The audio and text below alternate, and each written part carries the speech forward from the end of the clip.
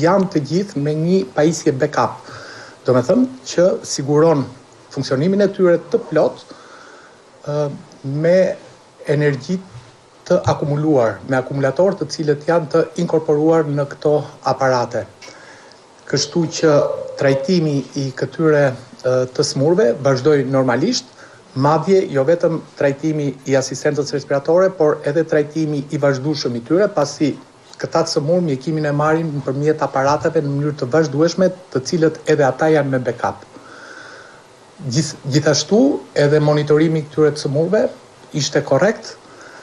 Ndërprerja e dritave, ndërprerja e energjisë elektrike zgjati disa minuta, ndërkohë që trajtimi i smurve po vazhdonte normalisht dhe nga informacionet që morëm flitej për një defekt të rënd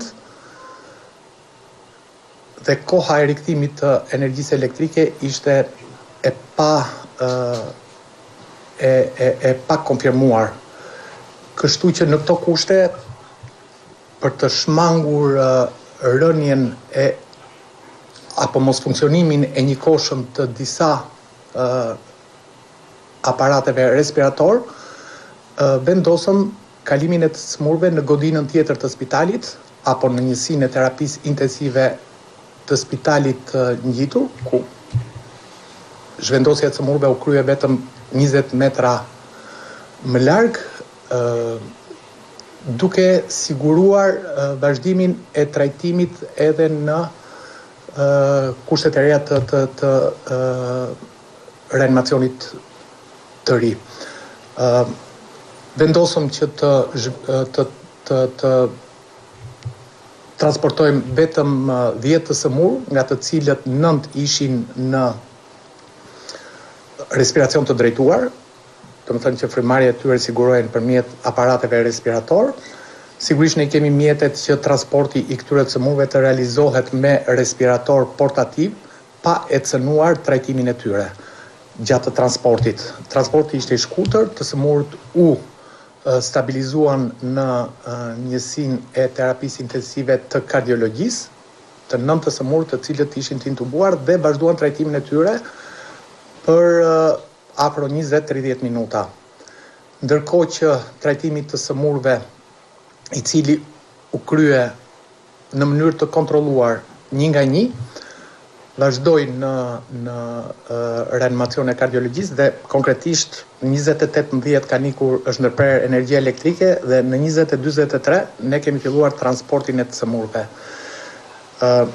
Rreth orës 21:10 transporti i smurve ka përfunduar. Kemi vazhduar trajtimin e të smurve në reanimacionin e kardiologjisë. Trajtimi është kryer korrekt, ndërkohë që pas disa minutash rikthehet energjia elektrike. Pasi morëm informacionin për siguri të furnizimit me energji elektrike të godinës son dhe konkretisht të njësisë son të terapisë intensive, pacientët rikthehen përsëri në njësinë e terapisë intensive ku ata merrnin trajtimin më parë. Dhe rikthimi i pacientëve fillon në orën 22, përsëri rikthimi i pacientëve kryhet në mënyrë të kontrolluar, me shumë kujdes dhe pas një komplikacion. Rreth orës 22:30 ka përfunduar rikthimi i pacientëve në njësinë e terapisë intensive ku më parë ishte ndërprerë furnizimi i energjisë elektrike. Kontrollohet gjendja e tyre dhe gjendja e tyre ishte e pa komplikuar. Atëherë, e them me përgjegjësi të plot që nga pikpamja profesionale, kjo ndërprerje energjisë elektrike nuk ka cënuar as pak kujdesin e pacientëve përpos faktit që kjo është një situatë emergjente, por ne jemi mjekë reanimator dhe me situata emergjente ne jemi mësuar gjatë gjithë përvojës son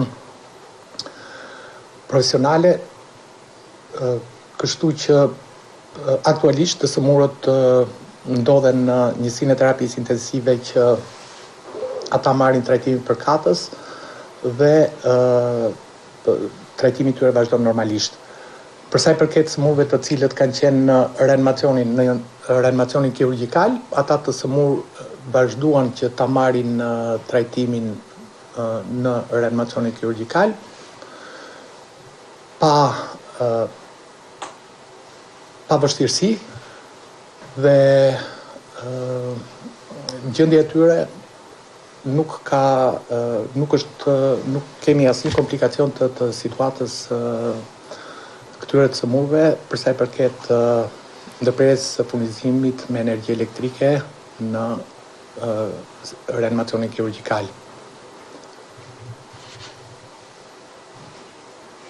Doktor, a është normale ndërprerja e energjisë elektrike për reanimacionin qendror për ju si mjek 30-40 minuta dhe sa i takon më pas edhe pjesës tjetër? A ka pasur për një pacient i cili ditën e sotme është dhënë njoftimin që ka ndruar jetë, një person i cili ka qenë i burgosur, a ka pasur lidhje me situatën e ndërprerjes energjisë elektrike? Kuptova. Përsa i përket përgjigjes pyetjes parë, nuk mund të them. Si mund të them që është normale ndërprerja e energjisë elektrike në njësinë e terapisë intensive? Detyra ime si mjek është që të mbroj jetën e të sëmurve. Detyra ime dhe detyra stafit tim, të cilin unë drejtoj.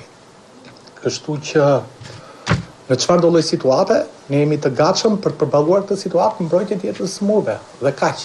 Kjo pyetje nuk më përket mua.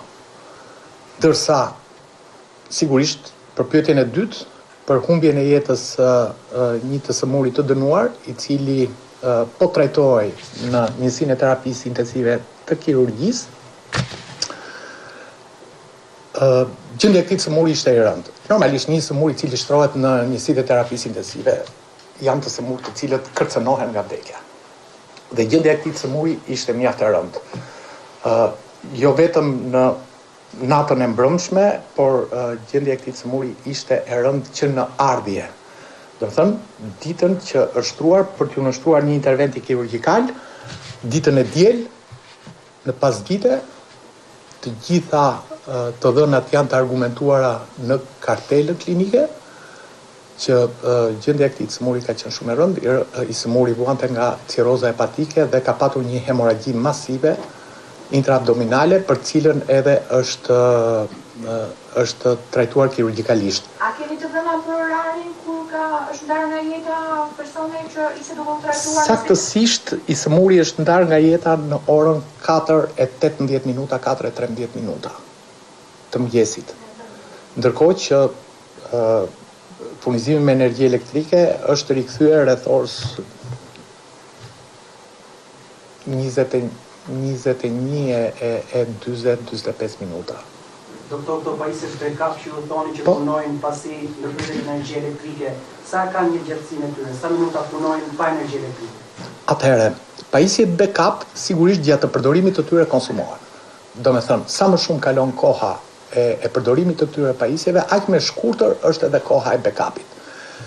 Në kushtet kur ti ke 9 të sëmurë, të cilët i ke në trajtim në trajtim në ventilacion mekanik, atëherë edhe shkëputja e energjisë elektrike të ndodh në një moment të caktuar, atëherë vendimi që morëm neve për transferimin e të sëmurëve dhe për vazhdimin e trajtimit të tyre në reanimacionin kardiologjik ishte pikërisht për të shmangur rënien e njëkohshme të funksionimit të këtyre pajisjeve, gjë e cila do të shkaktonte